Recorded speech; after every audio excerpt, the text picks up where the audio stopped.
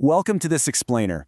I'm absolutely thrilled you're here today because, well, we're tackling something pretty incredible. We're looking at the Earth Charter, specifically Pillar 2, and we're going to do something vital with it.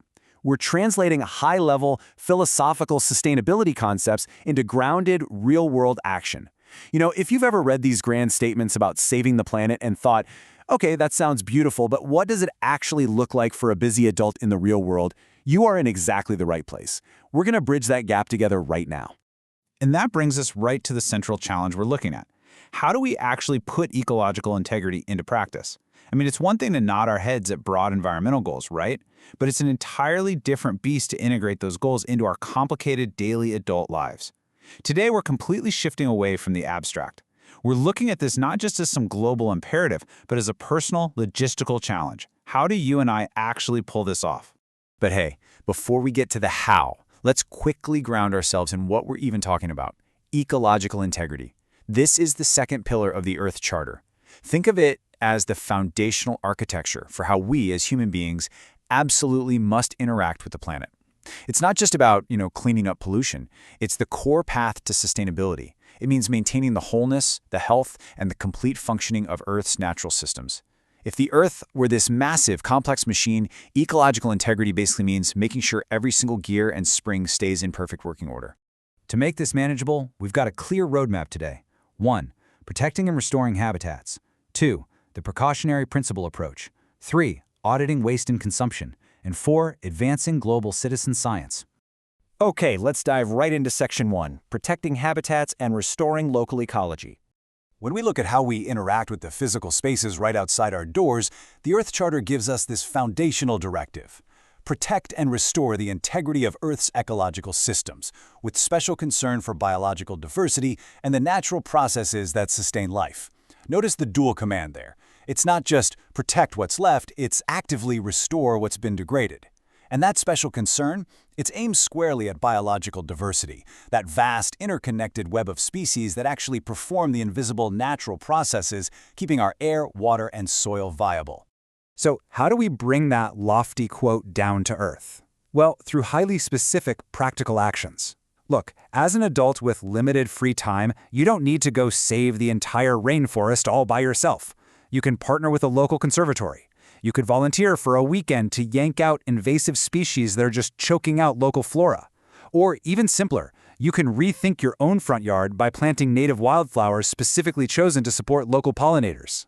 These actions directly target that biological diversity the Charter talks about, literally turning a massive global directive into a Saturday afternoon project. Moving right along to Section 2, the precautionary approach, preventing harm.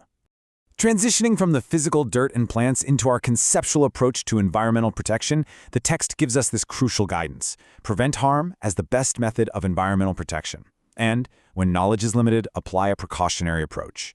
Guys, this is a seriously weighty concept. It asks us to fundamentally change our relationship with risk.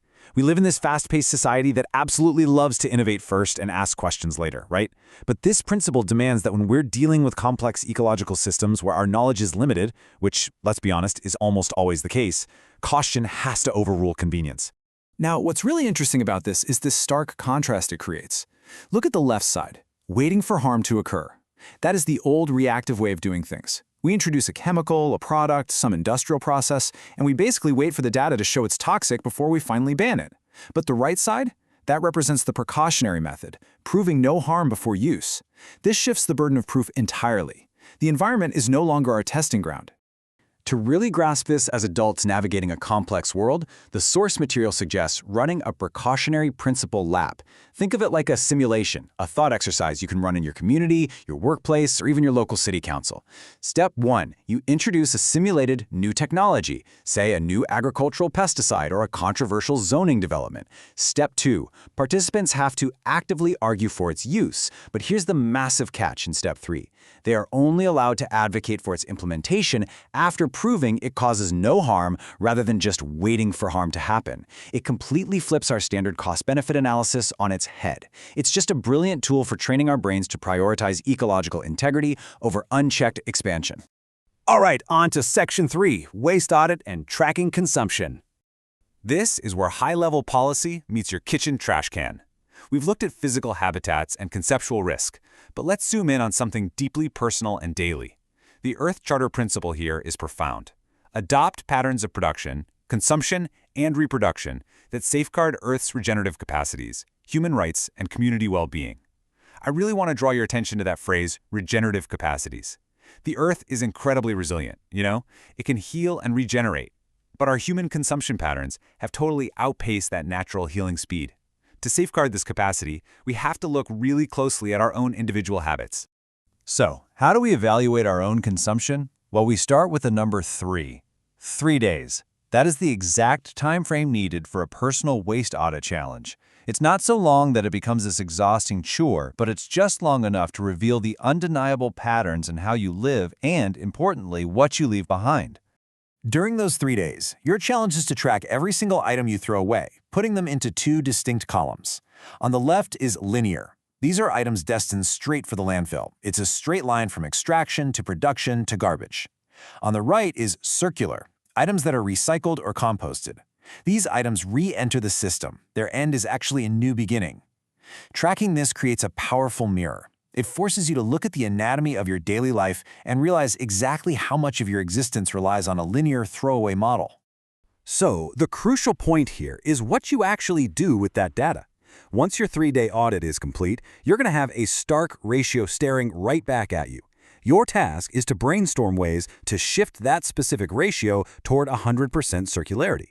If you noticed a massive amount of single-use plastic food packaging in your linear column, your brainstorm might involve finding bulk grocery stores or just changing the brands you buy. It's all about making targeted, data-driven changes to your own life to help safeguard the Earth's regenerative capacities. Which brings us to our final section, Section 4, Citizen Science and Global Data Sharing. Now we're going to see how your individual, local actions can successfully scale right back up to a massive global impact. The final Earth Charter principle we're exploring today says advance the study of ecological sustainability and promote the open exchange and wide application of the knowledge acquired. I love this because it's a beautifully democratic view of science. It tells us that knowledge about our planet shouldn't be locked away in academic silos. The open exchange of information is literally the lifeblood of global sustainability. But who gathers that knowledge? Well, you. And this brilliantly illustrates exactly how you can contribute. You do not need a PhD to be a crucial part of the scientific community. By participating in global data sharing projects like iNaturalist or eBird, you can contribute real-world observation data directly from your smartphone. Whether you're snapping a picture of a strange insect in your backyard or logging the migration of birds at your local park, you are providing thousands of data points that professional researchers rely on to track biodiversity and monitor the health of our ecological systems. You're taking the theoretical open exchange of knowledge and actively making it happen. We have covered a lot of ground today, translating the Earth's Charter from a philosophical document into a very practical checklist. We've talked about restoring habitats, running precautionary simulations, auditing our waste, and joining citizen science projects. So I'm going to leave you with this final, vital question. Which of these 4 practices will you implement to safeguard Earth's regenerative capacities? The theory is all laid out, but the action, that is entirely in your hands. Thank you so much for joining me in this explainer, and I highly encourage you to pick just one of these steps today and get started.